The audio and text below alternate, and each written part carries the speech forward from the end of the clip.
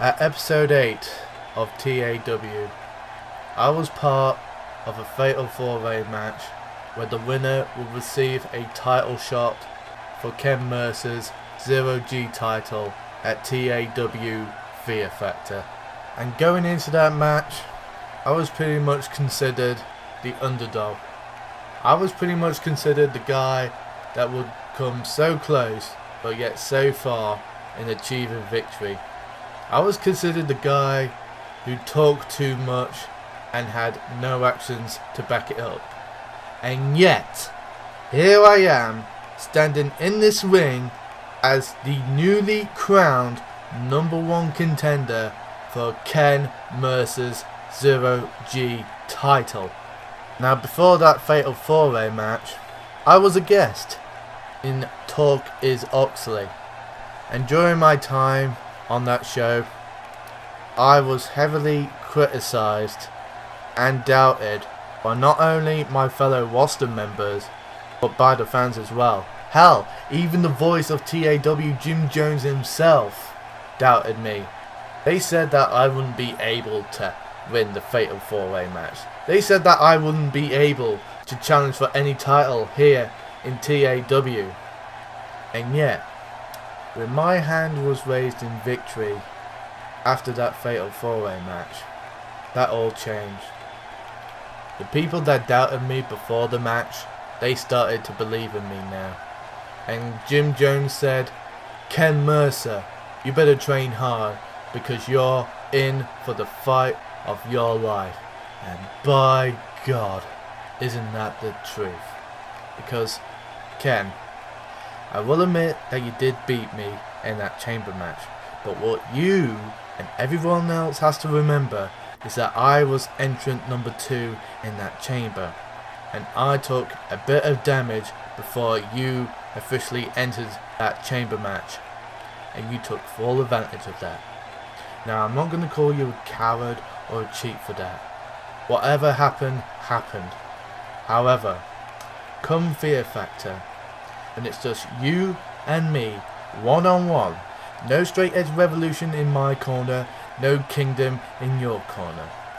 And when it comes down to it, you'll see what I'm fully capable of.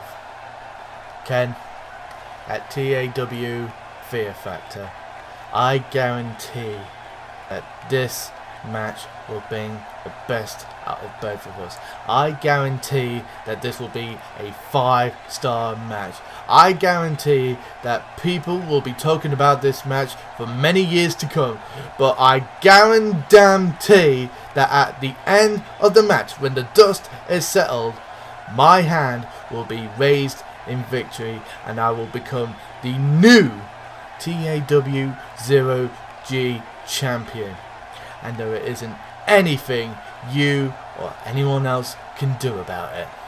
Speaking of anyone else, that brings me to the next episode of TAW, because I will be in a singles match against the guy who got his ass kicked by Liam Starr himself, Thomas Starr. And what can I say? It seems that your loss to Liam Starr has had a psychological impact on you, Starr, because you're not thinking clearly.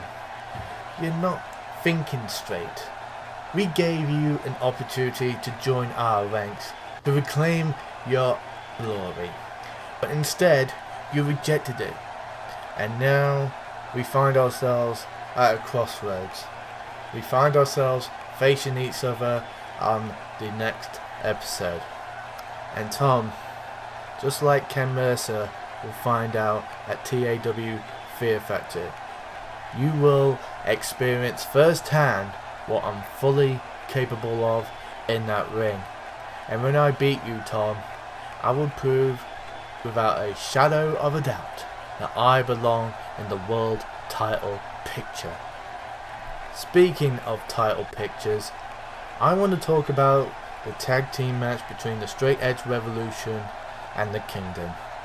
Now, in the history books, it would say that the Kingdom beat the Straight Edge Revolution via countout.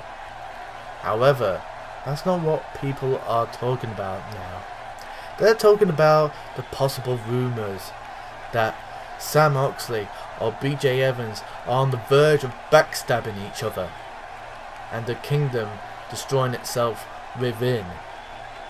And what evidence do I have to back these claims up? Well, if you watch the match in its entirety, you will see the points that I'm making. For example, Sam Oxley was in the ring for a very long time, and the basics of tag team wrestling is to produce frequent tags so that each member of the team is stayed as fresh as possible. However, this was not the case with the Kingdom. They decided to go solo. Well, in Sam Moxley's case, that is. And when it came to a little scrap outside of the ring, PJ Evans was taking quite the beating from both Fame and Bullet.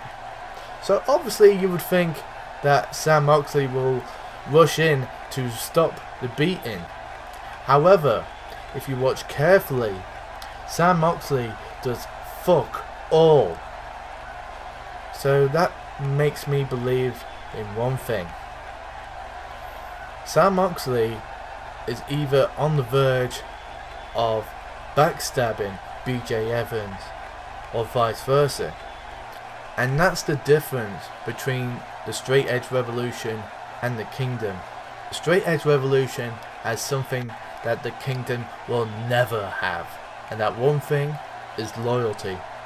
We look out for each other, we respect each other, and we will defend each other.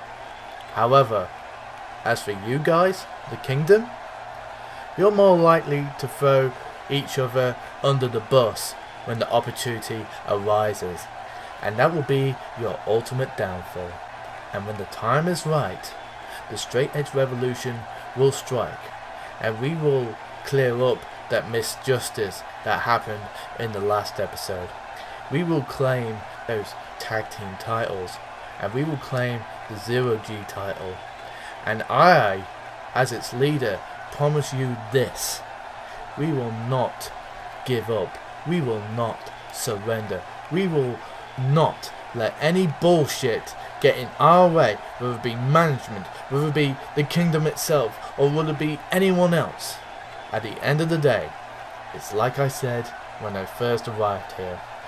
We may not win all of the battles, but we win all of the wars. And trust me when I say this, when it comes to this war, the Straight Edge Revolution are the clear winners.